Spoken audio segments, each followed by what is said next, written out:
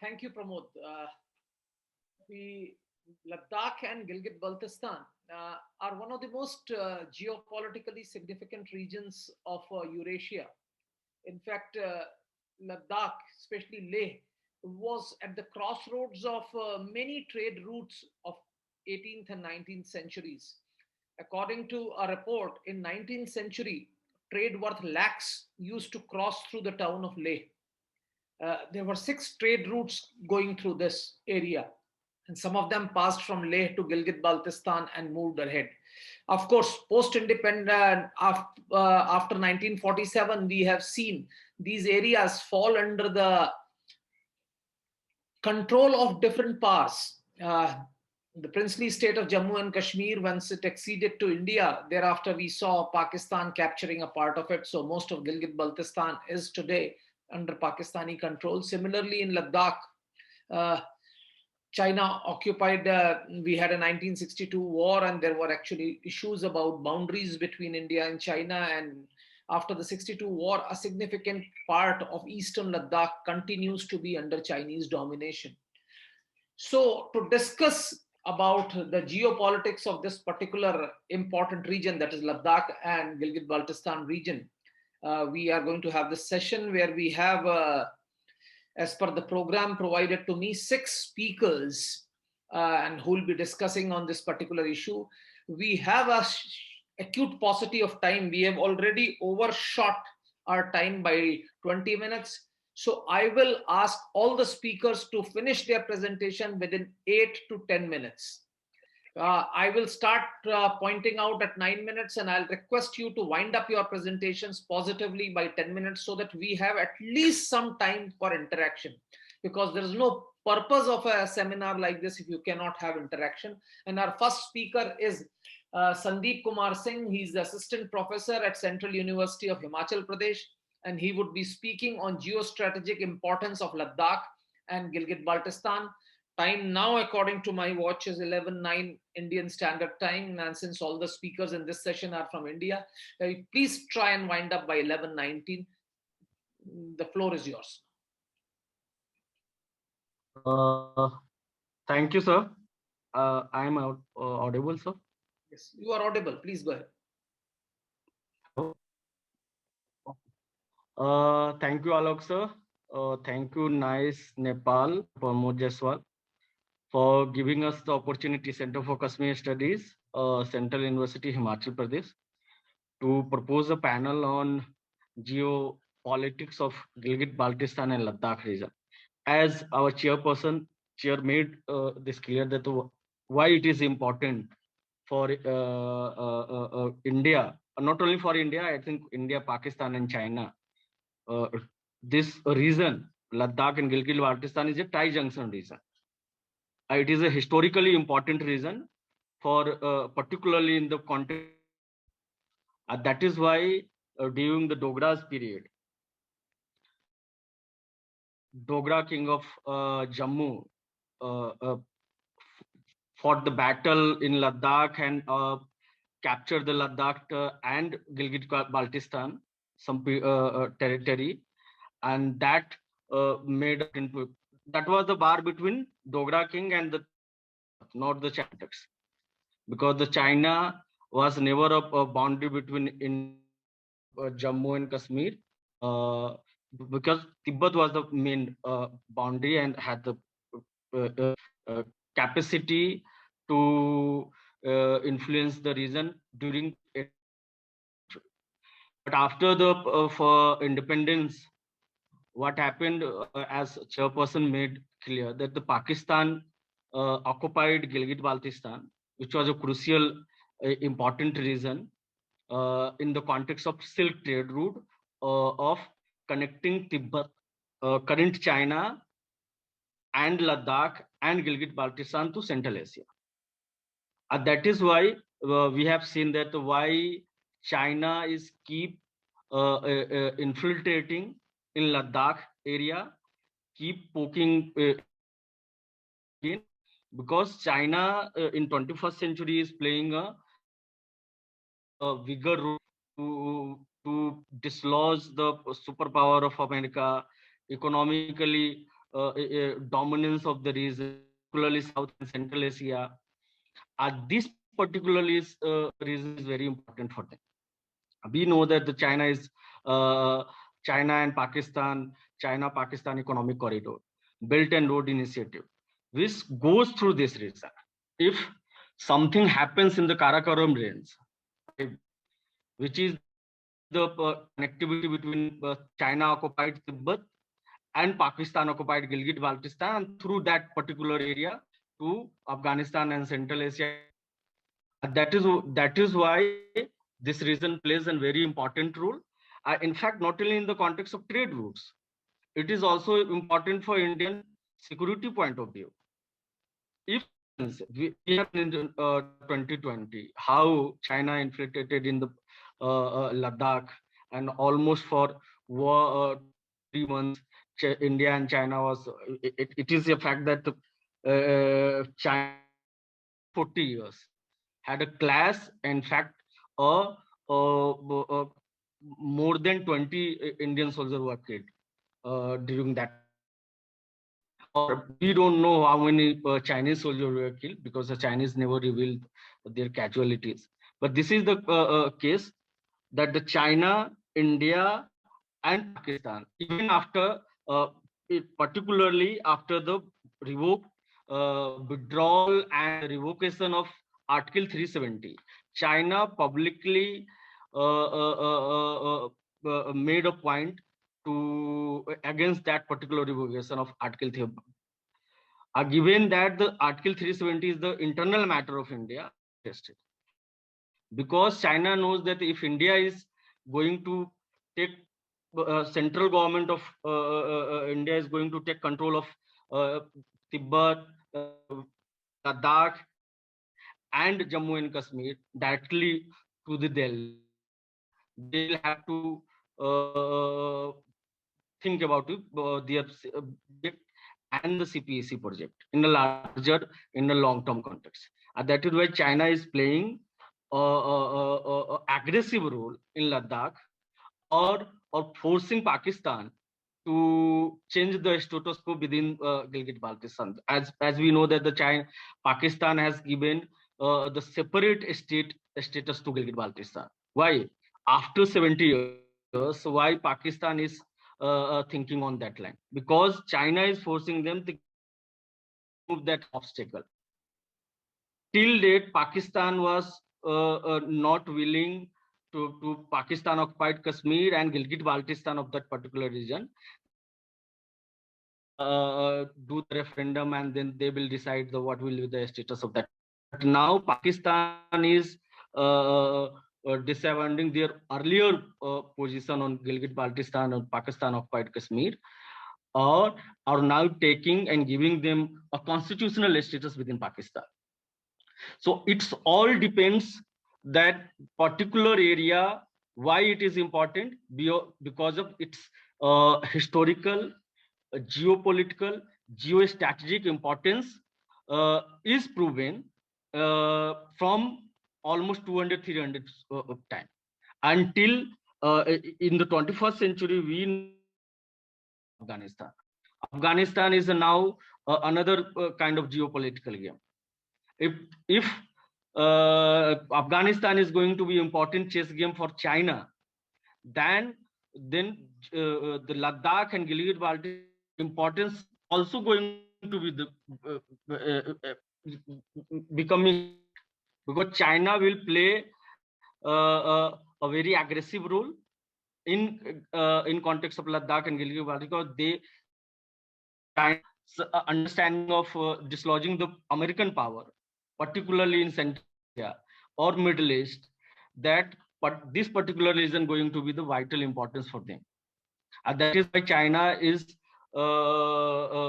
forcing Pakistan directly, indirectly, through money, through policy, that we will help you in every sphere if you cooperate with us. And that is why Pakistan is giving almost like a sovereign power within Gilgit-Baltistan to China. Wherever the Chinese has a unique characteristic, if they invest you some money, they will capture you everything. They didn't allow any influence any intervention from the domestic power, with power, like in Africa and everywhere. Chinese has the unique characteristics in that. And that is why India is the irritant for them. India is a irritant which we have witnessed in 2020, that how India has played uh, almost to counter Chinese aggressive posture on boundary line, on border line, and any. India is the only country which opposed the BRI project and CPSC project.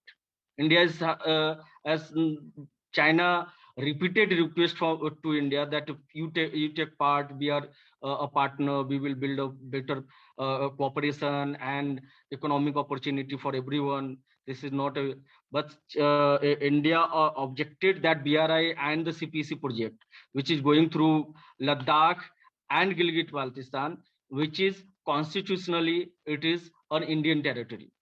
Without taking India's interest, without taking India's understanding on that particular issue, China is unilaterally, with cooperation from Pakistan, is changing the status quo, which is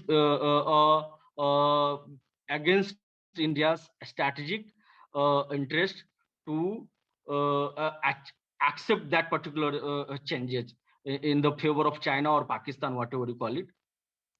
And Gilgit-Baltistan or China, we know that the Pakistan and China is new alliance, which once upon a time Pakistan and the United States was. Now China and Pakistan is a new kind of alliance. They are all dependent. China is dependent on Pakistan is dependent on China for money, and China is dependent on Pakistan for territory and to access to Central Asia directly, Afghanistan and Middle East. That is why they are cooperating for each other.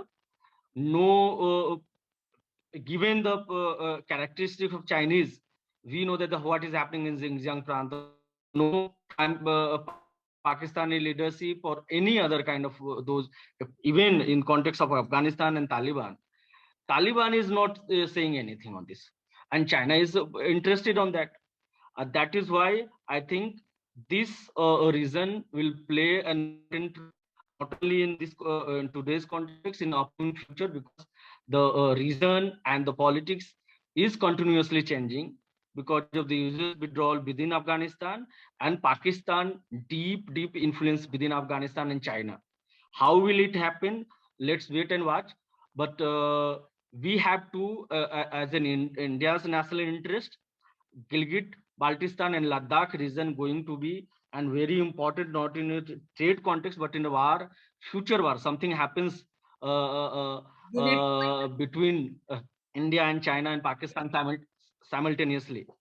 Then the China and Pakistan will play and attack India, but from this reason only, because they both tri-sanction of India and Pakistan, China is Ladakh and Gilgit-Baltistan. Please wind up. Thank you. Thank you, sir. Thank you. Thank you, Sandeep. By giving the nexus between Pakistan and China, I think our next speaker is Dr. Malkeet Singh, who is an associate professor at Central University of Himachal Pradesh. He would be speaking on environmental and ecological impacts of BRI projects in Gilgit-Baltistan region. As you know, this is an extremely fragile ecological region. And I think all these developmental activities are going to have an impact. Over to you, Dr. Malkeet Singh. You also have about 8 to 10 minutes. Please finish off by 10:30. Go ahead. By 11:30. Please go ahead. Very good morning, sir, and other participants. I am very thankful to NICE Nepal for giving me the opportunity. As Chairperson sir has already mentioned my topic, I am concerned with the BRI project of China in the China in alliance with the Pakistan. BRI is a Belt and Road Initiative, which initiated by the China and Pakistan under the CPEC.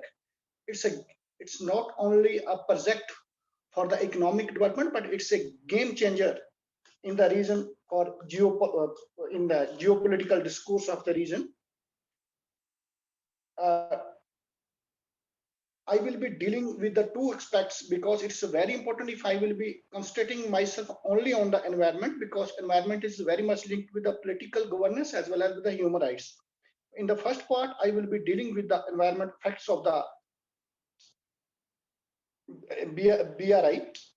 So first of all, as per my information, this project is not conducted very seriously after thinking the environment effects on the region and security reasons of the South Asia and Central Asia. These projects, first of all, pass through the Indian territory and is launched as occupied by the Pakistan. And this project is launched by the China and Pakistan without consenting the government of India. And as per my information, this project is passing through the minority region, that is the Shia community in the Pakistan. And government, as per the law and the constitution of the Pakistan, it's not fully under the control, constitution or political control of the government of Pakistan. After this observation, I will start the environment concern of the regions. As per my information, this project is not following the guidelines of the international initiatives and international declaration of the UNO. There are a number of conventions which are there before launching of any big projects like BRI in the region of Gilgit and Baltistan. We have the Climate Change Convention, United Nations Framework Convention on Climate Change, and Kyoto Protocols on Global Warming. Then we have the Sustainable Development. Then we have the Convention on Biodiversity. Then the Hazardous Material and Activities, Basel Convention on the Control of Transboundary Movements of Hazardous Wastes and their Disposal, Cultural Preservation Convention. Then we have the Desertification Convention. All these frameworks clearly define that how the development projects can be launched, can be initiated after considering the environmental effects and after adopting the principle of sustainable development. It's a clear point that the BRI project is not launched after considering all these international conventions. What kind of environmental damages can be caused in the Gilgit and Baltistan? As we know, there are large-scale infrastructure projects like roads, railways, gas and oil pipeline and dams are launched in the region of Gilgit and Baltistan by China and Pakistan. First of all, like the widening of Karakoram highway from 10 meters to 30 meters. It's a tripling its capacity. High-speed train line.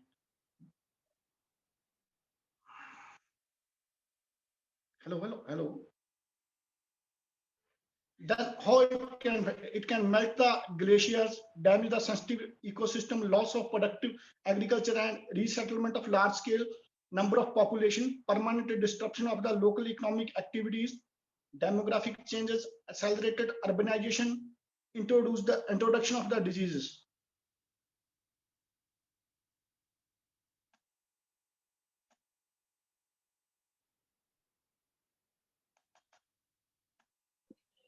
Then, as we know that Gilgit and Baltistan is a very mineral-rich region. Gilgit and very minerals, thousands of mines are spread all over the Gilgit and Baltistan. The mines include gemstone, metals, gold. In the recent year, hundreds of mines have been leased by the Pakistan to China. Then removal of topsoil and vegetation, release of toxic chemicals into environment affecting air, water, aquatic organism, wildlife, and humans. Large disturbance, advisory effect, aquatic habits, lakes, ponds, streams, increasing seismic activities and melting of the glaciers.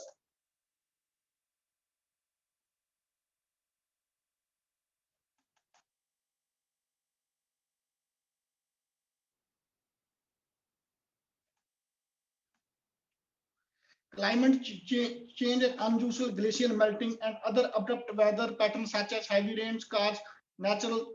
We can see in by submitting, I will say, will take out 2 or 3 minutes. This is the ecologically fragile region. Ecology of the region has been built have 1,000 years of history, and these projects are not only disturbing the ecology, they are impacting the local peoples in the two ways.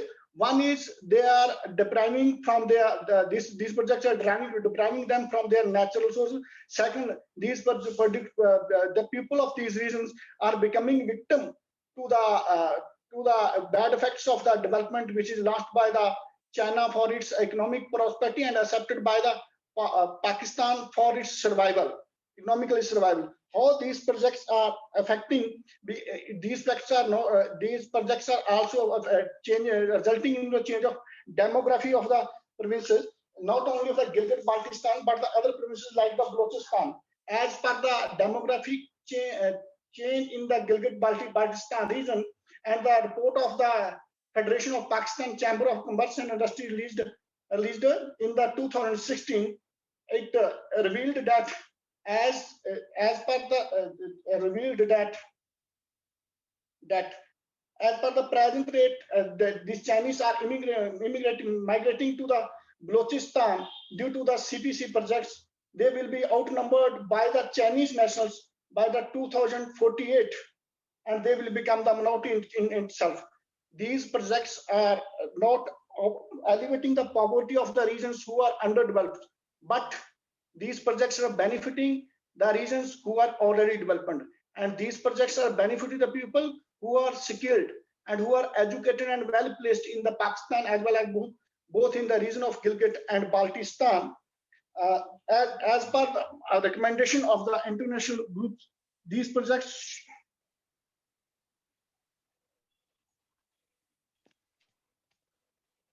have a very irreversible damage to the 1,000-year-old ecosystem, displacing local people, destroying the 1,000-year-old ecology and historical sites, changing the demography. Please wind up.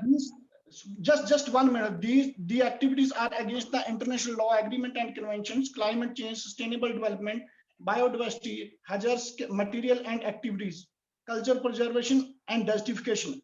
Any new dam or river and road near to its tributary of the rivers will be a death of advent for the people of Gilgit and Baltistan. The international community should support for the financing of these projects. International community should not support or finance these projects and press upon Pakistan to stop these anti-environmental projects. Now I will be thankful for you for giving me this wonderful opportunity. Thank you, sir. Thank you so much. Thank you, Dr. Malkeet Singh. And our next speaker is Dr. Jaiprakash Singh, Assistant Professor, Central University of Himachal Pradesh, who will be speaking on understanding hybrid warfare in context of Jammu, Kashmir and Ladakh. Over to Dr. Jaiprakash Singh. You also have 8 to 9 minutes, please. Go ahead.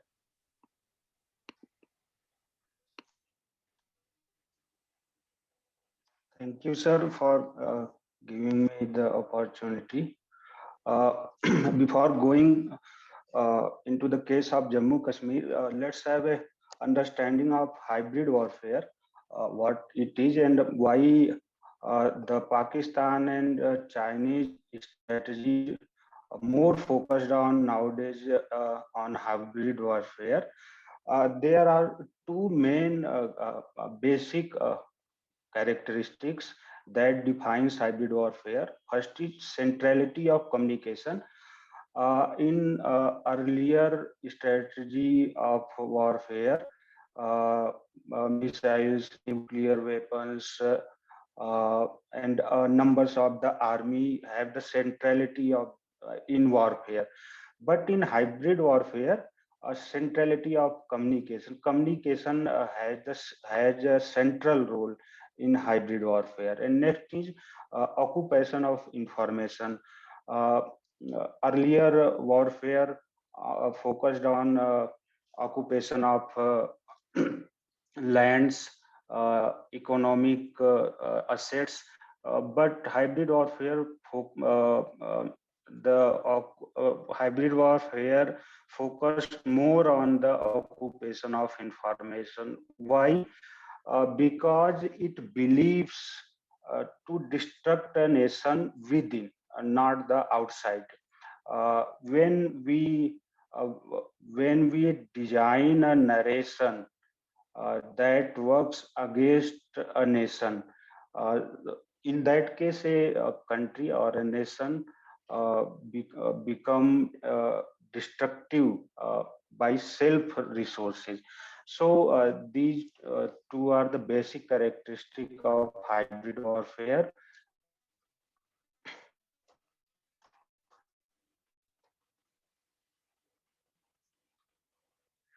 Why it is important and what makes communication important in hybrid warfare. Uh, these are three I patterns. As we know that our decision making uh, process, it may be individual or it may be systemic. It basically depends on information. Uh, our uh, our choice of product, our choice of political candidature, or any other thing uh, uh, that we make decision that based on the information supply line. If we change the information supply line, the image of that particular product or individual is changed, and ultimately the influence and decision making process is changed towards any product or individual. So that capability of communication to ultimately uh, change the decision making process uh, used in hybrid warfare. We may call this information pattern is 3I pattern: information, image, and influence. If supply line of information is changed, the image is changed about anything, and when image is changed, our decision making is automatically changed. So this the 3I pattern is very crucial in hybrid warfare. Uh, Sometimes we take intelligence and hybrid warfare or communication strategy similar, but it is not. Hybrid warfare is communication strategy. It is not intelligence. It may be sometime, but basically it is communication strategy. How we design a communication strategy to affect the enemies and to trap them, while intelligence is something we are gathering information. There are some classical examples that may explain the difference between the two. In Mahabharata, we know that Lakshagri is case of intelligence. Uh, uh, the Pandavas know earlier that there are planning, but the case of Dronacharya, Vad, and Kand and Chakravyuh, that all is communication strategy. So there is a clear-cut difference between intelligence and communication strategy. As we know that the nowadays communication strategy firstly uh, applied and exercised by the uh, Reach Minister of Publication, Public Enlightenment and Propaganda, that is Dr. Joseph Goebbels. He made some basic principles about the propaganda, and that ultimately culminated into hybrid warfare. He gave the theory of otherization, that is the most basic theory of propaganda and hybrid warfare, that anything that is wrong is due to due to any others, and we may call it a theory of otherization. He proposed another theory that is called uh, do something or tell something that is unverifiable. If you tell a lie and it could be verified, then propaganda couldn't work. If you say that there is rain on Mars today, that is unverifiable. And if we say there there is rain in Delhi, that is verifiable. Anyone can have a telephone with his friends and verify, and your propaganda destruct. So in a contemporary context, the case of Dr. Joseph Goebbels is very clear. He was calling the father of propaganda. India has already using the communication strategy against its enemies, and in some of the examples, the most effective example is paradropping of Tagnail. Uh, in 1971 war against Pakistan, uh, Indian military system used the pictures of IF exercise in Agra uh, to uh, to build a psychological pressure on Pakistani force in Bangladesh, and that works very effectively. Here is a picture that changed the whole scenario of 1917 one warfare. This is picture released by Indian Army Public Relation Department, and Pakistan came into picture because BBC broadcast a news that many Indian army personnel are paradrop in Bangladesh, while this picture is actually from IAF exercise made in Agra. So there are many cases of valor and decision makings, but that one picture is also responsible for the surrendering of Pakistani forces in 1917 one warfare. Uh, as we earlier discussed, that hybrid warfare, Please it is start. battle. Okay, uh, it is a battle of narratives. Here are the some strategies that are used in hybrid warfare, that are digital footprint, psychological operations, cyber attacks, propaganda, factor of convergence and centrality of influence. Uh, in context of Jammu Kashmir, we know about the case of Ghulam Nabi Bhai, KAC, Kashmir American Council, that organized Kashmir-based seminars, academic symposium in America, and many academicians and journalists of India renowned or trapped on KAC. This is the last slide. After abrogation of 370 and 35A, when Pakistani Prime Minister Imran Khan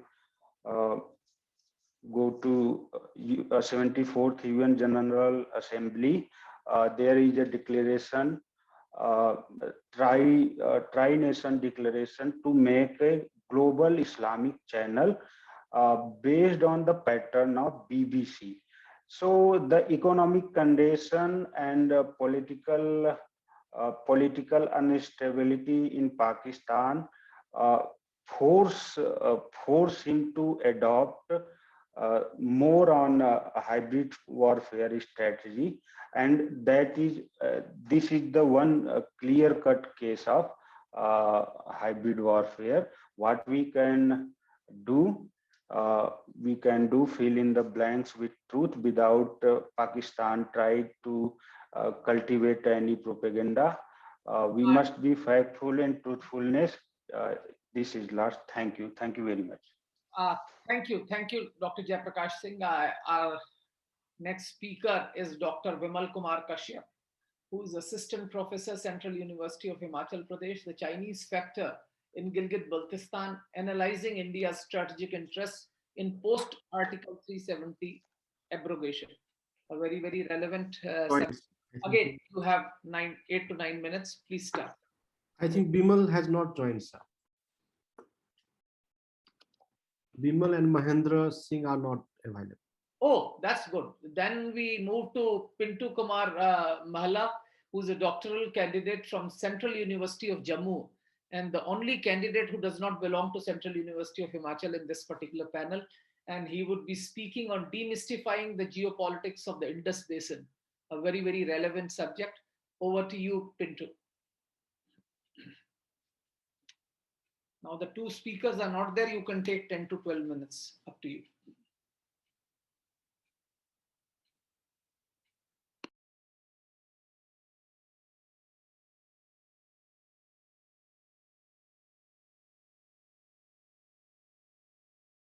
Unmute yourself. Please unmute yourself.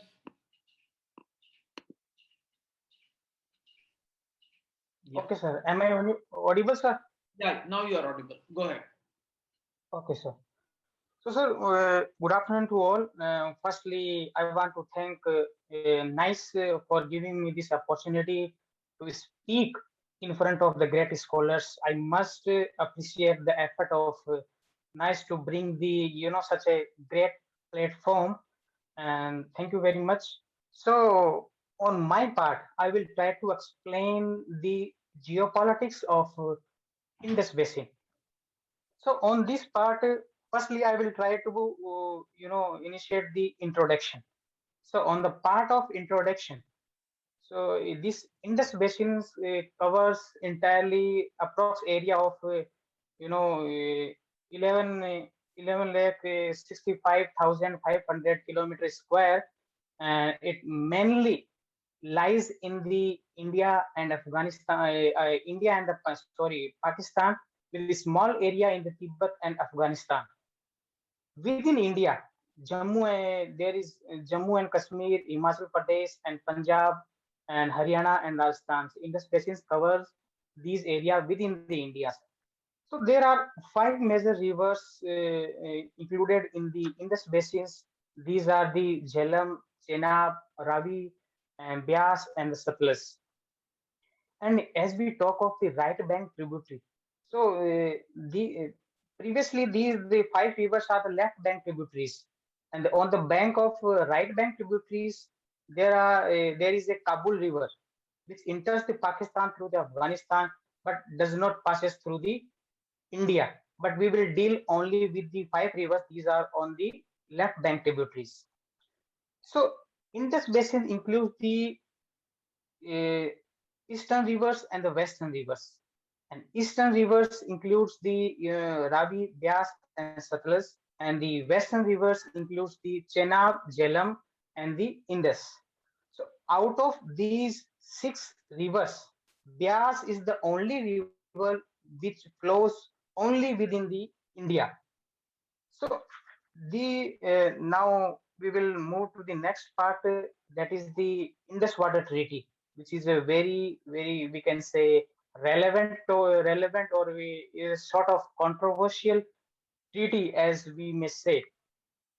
So Indus Water Treaty basically signed on the 19th September 1960 in the Karachi after the 8 years of negotiation and under the aegis of the World Bank. So it includes the preamble, 12 articles, and 8 annexes, lengthy annexes. Basically, it has very salient features. Firstly, there is on the part of the eastern rivers. These are the Ravi, Beas, and Satluj. They covers the 33 million acres feet. There is a annual flow of water. 33 million acre feet. There is annual flow of the water, and they are of the India can use their water as per their wish. They are of the unrestricted use. Secondly, on the part of western river, basically includes the Indus, Chenab, and Jhelum. They covers the 135 5 million acre feet flow of the water. And second feature is that on the part of western rivers, India can make the use of the domestic use, for the non-consumptive use, for the agriculture use, and for the generation of power, hydroelectric power. So this is a, you know, this includes the ancestor sea. This is sort of a controversial issue. Basically, this salient feature is sort of the controversial issue because this right to generate the hydroelectricity from the western rivers is unrestricted subject to the condition for the design and operation as specified in the ancestor D of the treaty. So because of the treaty, India can also create a storage up to the 3.6 million acre feet on the western feet.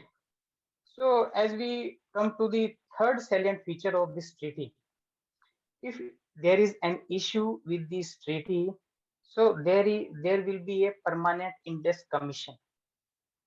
If the issue is of the technical nature, it will go to the neutral expert by the either parties. And if it is of the legal nature, then it will go to the court of arbitrations, either by both the parties or the neutral experts.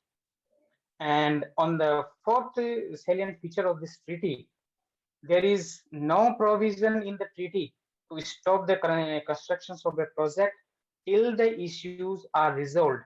Only the court of arbitrations can impose such restrictions. And then we come to the fifth salient feature, that territorial dispute cannot be raised by the either commissioners. Also, there is no option for the unilateral exit or modification in the treaty for the either party. But this is also a sort of the controversial issue. We can say the contradiction, because in the Vienna Convention, there is given that if any treaty is not suitable for any country, then country can back out from that treaty. But in this treaty, there is given that there is no unilateral exit by the either of the party. And last salient feature is that the treaty is bilateral. The World Bank has only the limited procedural role, limited to the appointment of neutral expert and the court of arbitration on the request of parties. So these are the basic salient features of the treaty. Now we will come to on the permanent Indus Commission. This commission is given in the Article 8 of the Indus Water Treaty. It is basically an institutional mechanism for the implementing the treaty. There will be a commissioner from each side, and this commission is required to meet regularly at once a year. And this also required to undertake the periodical inspection about the various developments, works, projects on the rivers. Now, the most important part of my discussions, we will come to on this discussion. Now, the major part of my issue is that this treaty should be scrapped or not. So there are two popular views on this concern. First is those who want to be scrapped. Second issue is that those who do not want to be scrapped. So on the part of the first issue, those who want to scrap this treaty, they said that it does not serve the purpose of India. It's a disadvantage to the India. Nehru wanted this treaty to ease the relation between the two countries, but it is not happened. And it was a badly negotiated treaty because India was given the 20% of the water and Pakistan was given 80% of the water. India should go for the 40%. So any project from the side of, Indian side on the upstream is totally interfered by the Pakistan. Ultimately, it will be delayed. Like we can take the example of the Tulbul navigation project, Salal project, Bagila project, Kishan Ganga project. These all projects are interfered by the Pakistan in order to delay the project. So anything on the upstream, we can say on the western rivers, we have to take Pakistan into the consideration. There is also a heated debate in the Lok Sabha. It is a kind, we can say it is a kind of second partition. There were the voices in the Lok Sabha. So why this treaty was not advantage to India? Because we can also take an example that at the time of treaty, Pakistan was granted the many money, but here the difference is that India was given the loan and Pakistan was granted. So there is a difference between the grant and the loan. And secondly, India has to give the around 83 crores of rupees in the sterling from the from the Indian side. And so we have paid them, but they haven't paid us for the use of the eastern rivers. This is also sort of a concern for the on the Indian side, sir. So basically, and we can say that the mixing of the Kashmir issue with the water is also gruesome for the India. Many leaders from the Pakistan side, many leaders from our Indian side said that this has a because of this treaty there has been the mixing of the political issue, that is Kashmir issue, with the water issue. So blood and water, there is India from the Indian side there is saying that blood and water cannot go together. So this is the blending of Kashmir issue with the water is can be a gruesome for India. So on this part and at the end of this first view, it raises so many questions. First question is, was this treaty is a sheer giveaway? Why should we make all sacrifices when the Pakistan is not going to be friendly terms with India? So on this part, we must push to the things. Scrapping the treaty is the only way forward.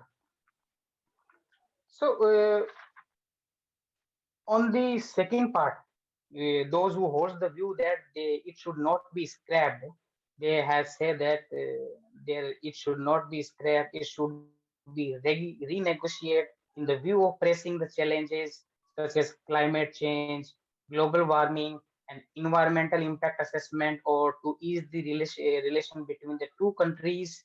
They also said that this is the only area where the India and Pakistan can ease their relations between them.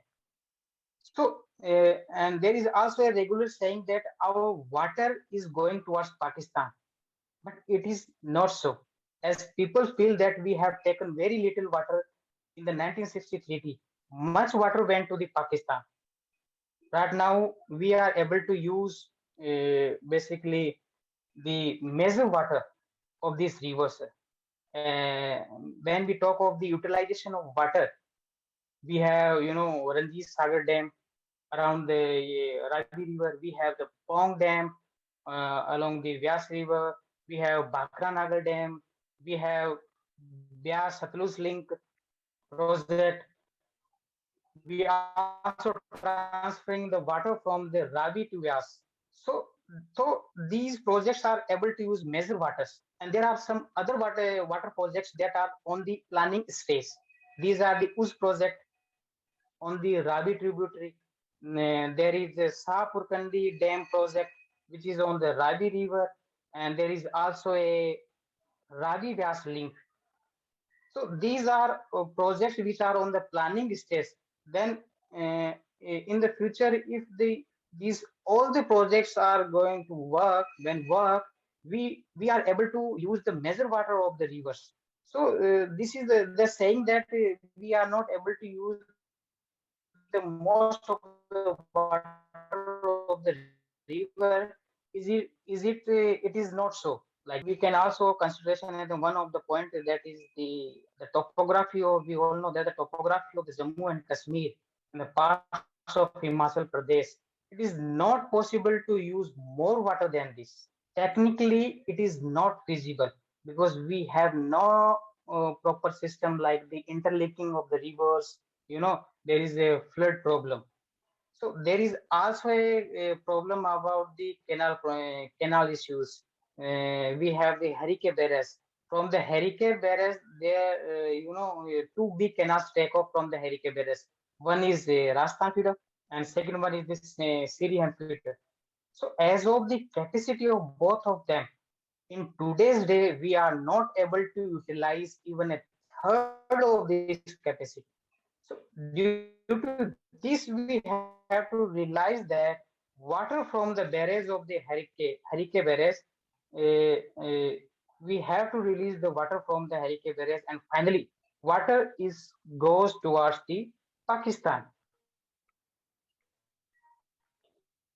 So on the second part that is we have discussed around so much views. So my views is also very some sort of influenced by the second one view, those who holds that it really should not be scrapped, but we should maximize the. Thank you for listening me, sir. Thank you very much. Thank you. Pintu, I think Indus Water Treaty is a very, very interesting treaty which has withstood the test of time. India and Pakistan have gone to many wars, but the treaty had stood. And I think an objective analysis tells us that the treaty is fairly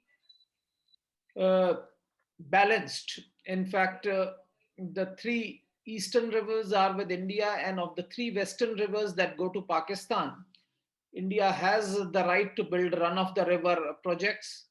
It also has certain irrigation and local use rights which have not been fully exploited for the state of Jammu and Kashmir at that time. And it has a different stipulation for Jammu region and Kashmir region, which have still not been fully met because the region probably is not deficit in water. So there are issues, and I think Indus Water Treaty is an example of treaties which have withstood the test of time. Now the session is open for question and answers, comments, etc. Those wishing to ask questions or make comments may raise hands. You have an option of raising hand or writing it in the chat box. So now the session is open for Q&A, comments, etc. Sir, you just talk about the irrigated land, cropped area, about the in the Indus Basin, sir. So I want to. So anything about the irrigated crop area? Indus Water Treaty 1960 provide India the right to develop, irrigated crop area around the 9,12,477 acre through the western rivers without creating any storage. Further, India has the right to develop the irrigated crop area around 4,31,000 acres can be added after the creation of conservation storage, and the total potential is 13,43,477 acres. So as we see the latest data from the crop year 2019 and 20, the irrigated crop area developed by India on the western river is 7,59,859 acres. So this is the gap between the 13 lakh and the 7 lakh is vast. There is so much difference between this irrigated crop area. We are not able to use much of the water. This is my comment on the irrigated crop areas. Any questions, comments, or have the two speakers who did not come, Dr. Vimal and Mahendra, have they joined in? There are some comments on the chat box that I find saying that Dr. Savitri Thapa Gurung saying Jammu Kashmir issue a never-ending problem. There is one question by Pradeep Sharma, this you could take. Pakistan is going to make Gilgit-Baltistan a province. What will be its effect on India? It's open to all the panelists, whoever wants to speak. Answer, you could do that. So I think the question is directly connected with my presentation. As I have already mentioned during my presentation, that Pakistan going to give Gilgit-Baltistan as a separate entity of a state or province is a directly linked with the China Belt and Road Initiative or China-Pakistan Economic Corridor, because China is not in a context to take Indian position, because during Belt and Road Initiative, India said that the Gilgit-Baltistan is the part and parcel of India's Jammu and Kashmir state during that particular time. So how can you build and connect, build an infrastructure in the context of China-Pakistan Economic Corridor? This is our territory, sovereign territory. You are interfering. That is why this is a great plan by the Chinese and Pakistani side to separate the Gilgit-Baltistan region from the Kashmir and give that particular region a separate identity within the constitutional framework of Pakistan and almost a sovereign right to China through this kind of agreements. Second point is what is the impact of Article 370 abrogation on Ladakh and Gilgit-Baltistan? As I mentioned during my presentation, Article 370 abrogation was one of the major point in the context of China-India confrontation in May 2020, because China publicly made a point against abrogation of Article 370, that they, in the Chinese strategic understanding, if India is going to play a very direct role from New Delhi in Ladakh and Jammu and Kashmir, no state government interference as a union territory, then the China is going to have a very different kind of problem, because we know that the India has a democracy and federal structure, as China that uses that weakness, not only weakness, but it's our strength of democracy and federalism. But given the politics of democracy and federalism, China uses that kind of strategy to weaken that central government influence in that particular area and region. But now the Ladakh and Jammu and Kashmir is a union territory, directly controlled under central government. They have to deal with different kind of policy and approach in the border region. That is why China is frustrated and almost like behaving like a mad kind of policy. That is the reason almost in 40 years, the China and India clashed on a border, killed several forces, army personnel from India and Chinese side. So these are the things which we have to understand in the context of Ladakh and Gilgit-Baltistan. China and Pakistan is playing very close, not only in this region, but in the larger context of Central Asia, Middle East, and Afghanistan in particular in today's context. Thank you. Dr. Jaiprakash Singh, would you also like to comment?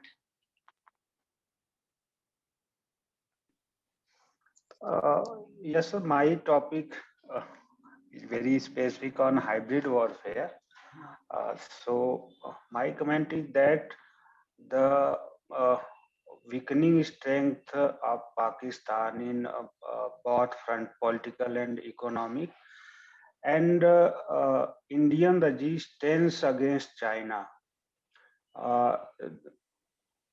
The both countries are compelled to adopt the hybrid warfare strategy, because militarily or economically they are not in a position to pressurize India.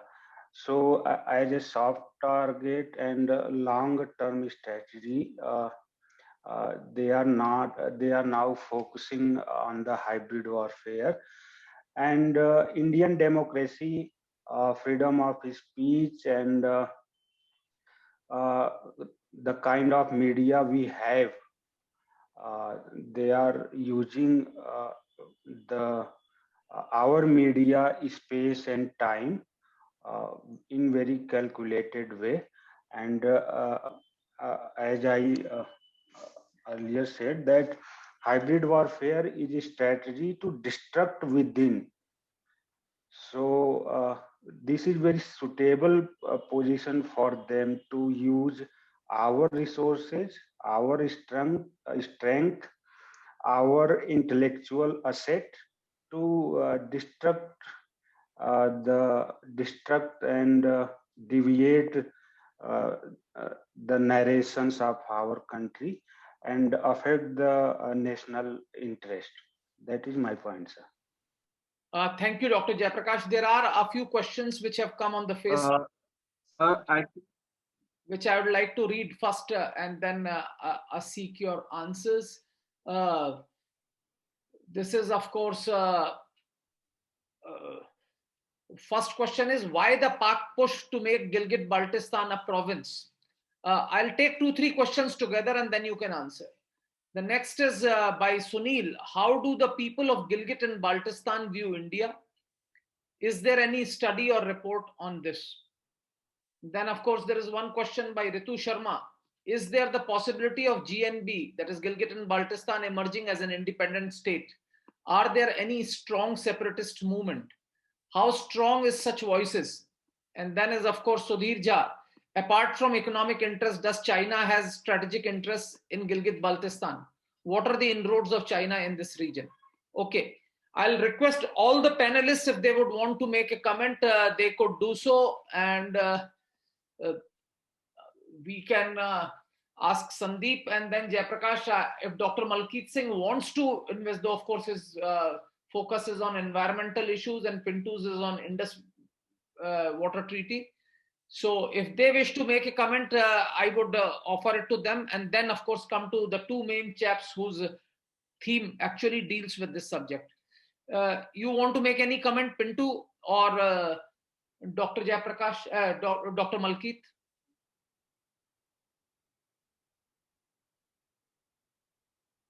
Then let's move to Dr. Jayaprakash and then finally to Sandeep. Dr. Jayaprakash, you may like to answer any of these questions if you feel like. I think this is the area of expertise of Dr. Sandeep Singh. So, okay, Sandeep. Sir, I think what is the question number that what is the status of Gilgit-Baltistan in the context of China, only an economic interest or geostrategic?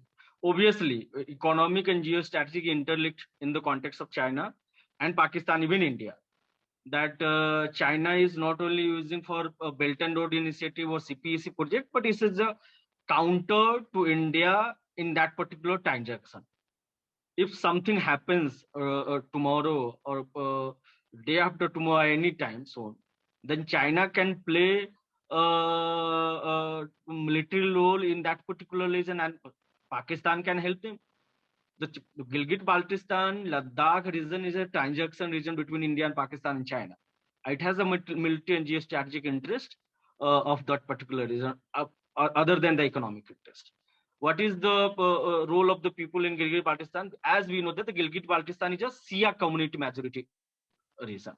Shia is a minority religion, minority community within Pakistan. Pakistan is a Sunni majority state. Sunni, Punjabi dominance in the political, military, judiciary, and everything, which know that. And what is happening across Pakistan to Shia community, the Gilgit-Baltistan people understand that, they know that. But what is happening that they have the captured the whole region of the Gilgit Mountains region, and now the infrastructure development through China's cooperation, and there's no voice to this particular within that, so many protest is happening on the issue of environment, infrastructure development, ecological damage, human rights violation. So there is no very good reputation for Pakistan as an state. But what is happening, that they have the some kind of ambivalence and confusion with regard to India, how to approach. If the Gilgit-Baltistan region is more connected with the Ladakh than any parts of Pakistan, that is a fact. Linguistically, culturally, socially, everything is connected with the Indian part of Ladakh, because they were the part, historically, they were the part of the Ladakh region.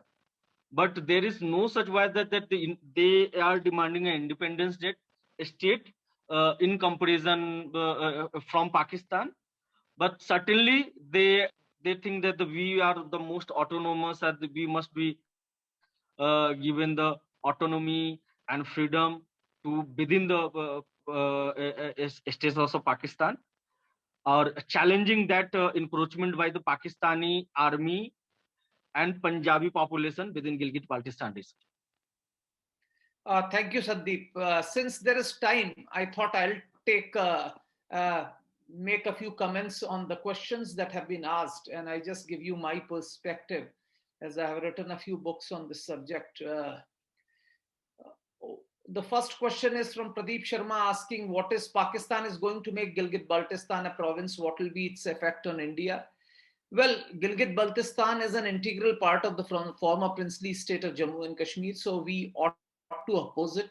Until now, it is not a part of Pakistani territory. Pakistan's attempt to make it a province would be geographical aggression, and I am sure India would oppose that.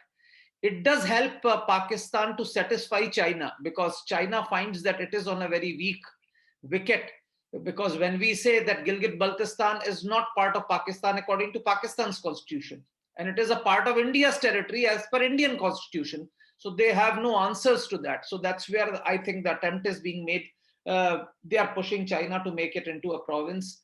There was a question about geostrategic position of Ladakh after the abrogation of Article 370. I think abrogation of Article 370 in no way affects the geostrategic position of Ladakh, which continues to be extremely significant. The only thing is that with the reorganization of the state into two union territories, Ladakh is now free from the shackles of Jammu and Kashmir, because Jammu and Kashmir has been a violence-prone region for some time because of insurgency, externally sponsored insurgency.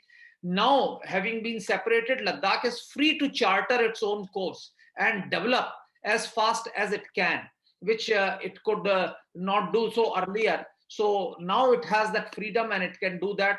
And that we are seeing already that Ladakh is galloping forward, because Ladakh has enormous economic potential. Then there was this question, why the Pak push for making Gilgit-Baltistan a province? As I said very clearly, Pakistan also realizes that making Gilgit-Baltistan a province weakens its position as far as internationally projecting Jammu-Kashmir dispute is concerned, but it is being pressed by China, which finds it very difficult because of the CPEC passing through this particular area, that is China-Pakistan Economic Corridor. How do the people of Gilgit-Baltistan view India? Because, see, they have no interaction. In the past, in 2007, certain people from Gilgit-Baltistan had come here, and they said that you consider us as your citizens, and in that case, you should reserve seats for us in IIT, IIMs, etc., because we don't have that sort of educational facilities being provided by people of Pakistan. Somebody said, is there any study or report on this? There are a lot of books on that. You could probably read them. Then Ritu Sharma is saying, is there a possibility of Gilgit-Baltistan emerging as an independent state? Well, feasibility, yes, you can say there are movements which are actually striving to make Gilgit-Baltistan a free land, like Balwaristan National Movement or Gilgit-Baltistan United Movement. These are organizations that want to create these regions as free territories.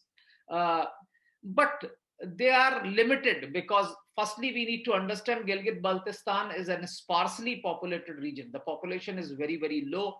And even amongst that low population, this is a problem. Second thing which we need to understand is that Gilgit-Baltistan is not a homogeneous territory. The Gilgit region, which was historically called Dardistan, and Baltistan are two different regions. They are actually as different as chalk from cheese. The people from Gilgit regions are Dardiks, and they are actually Aryans, and the Baltistan is actually Mongoloids. The Baltis speak virtually the same language as Ladakhis speak. So they are culturally and linguistically similar to those in Ladakh, whereas the region in Gilgit area is quite different. Then, of course, there are very, very strong sectarian differences. As I said, in Gilgit region, you have Smileys, then 12er Shias, that is Ithnai Sharias, and then you have the Sunnis. And they are all three communities are deeply divided. Whereas in Baltistan, you have majority of Shias, and then you have Nur Bakshis. And then, of course, you have splattering of Sunnis, which have come through the state sponsor. So there are a lot of conflicts and things like that. Now, then there is there's another question that's asking is, apart from economic interest, does China has a strategic interest in Gilgit-Baltistan? What are the inroads of China in this area? Yes, China has made deep inroads. As you know, from Gilgit-Baltistan itself, the Shaksgam Valley, which was under Hunza earlier, has been ceded by Pakistan to China. So China has occupied this territory. There is also a movement in this particular area now that the people are fed up of Pakistan and India has not done adequately for them. The people are saying, let's join China. And there is also a lot of China, the road CPEC passes through it, which actually gives China an access to Arabian Sea. Now, for China to get goods or trade through this particular region, that is very, very important, and that's been the case. Chinese presence is significant, but as I said, all over this territory as well as in Pakistan, the forces that are fighting China, fighting Pakistani government, are targeting Chinese because they realize that's one way of making the Pakistani government sit up and take notice. And consequently, we have seen attacks on Chinese inside Gilgit-Baltistan also. And consequently, today, there is a large Chinese entourage to support the workers who are working in this particular area so that they don't get targeted. So there is a large Chinese presence at this point of time. Somebody has asked why land records of 5 villages, Thang, Turtuk, Tyakshi, Chankho are not maintained by Government of India. The fact is, it is not that they are not maintained, but please understand, from 47 to 71, these areas were under Pakistani occupation. It is in 71 war that India managed to liberate these territories on Baltistan region. So their old land records in many cases are not held by Indians. So these are Indian territories, but the old land records of many of them have been with Pakistan. So that's one of the issues why some of these issues are not maintained, are not available with us. There is again a question saying, against non-democracy of China and partial democracy of Pakistan, where ISI and army are calling the shots, how can the largest democracy of world, that is India, can counter their hybrid warfare? Well, as I said, we need to project what we can do for them. And this is very important. Before I ask Dr. Jayaprakash to come and speak, we need to understand that one of the major grievances of people from Gilgit-Baltistan is that they are ethnically, culturally extremely diverse. And Pakistan is not allowing this rich cultural diversity, especially pre-Islamic culture of this particular region, to thrive. The radicalization that is stemming from Pakistan is actually engulfing the cultural and unique cultural traits of these particular areas. And people of this area take immense pride in their rich cultural heritage. So there is a conflict here between the two, and that is actually creating a problem. Well, since this subject was dealt by Dr. Jayaprakash, I'll ask him to make a comment, and thereafter we'll wind up this session. Over to Dr. Jayaprakash. Okay, sir. That is very significant question asked by SSK Jammu. In arena of hybrid warfare, I would say that it is most important question, that how a democratic structure could could counter the dictatorship or a semi or quasi democratic structure. But we see that if we are democratic in real sense, then we can counter. The case of Australia China struggle in recent days indicates that if we fulfill the uh, narration space by proactive exposure, then any propaganda is compelled to fail. In this case, we cannot uh, take democracy as a fault line. It could be a strength, but the necessary thing is that we fill in the blanks by truth uh, uh, in any specific context uh, before our enemies filling the gaps by false. So in that case, as we know that there is concept of a proactive exposure in RTI. So in that very concept is relevant in hybrid warfare, proactive exposure of truth.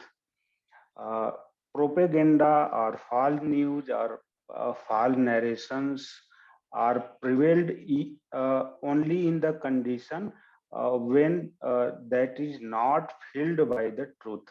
So it is our responsibility to be factful and truthful uh, to counter the dictatorship and any country that believes in communication policy of Iron Curtain.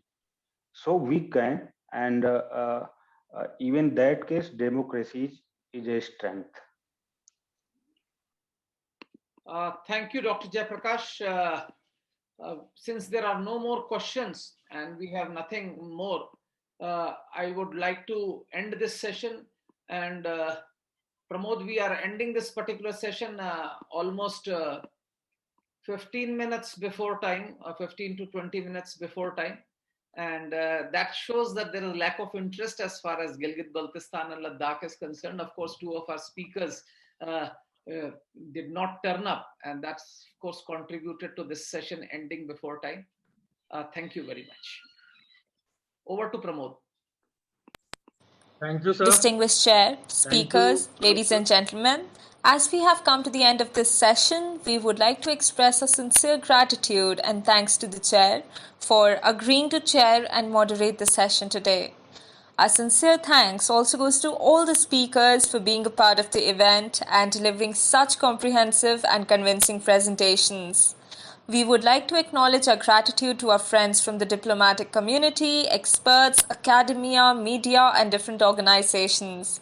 Finally, we must also mention our deep sense of appreciation for the audience who participated in the webinar and those who are watching us live. Thank you for your valuable time and attention and for making this session productive with your questions. Once again, we are truly honored to have you all with us today. Please do join us in the next session. Thank you so much.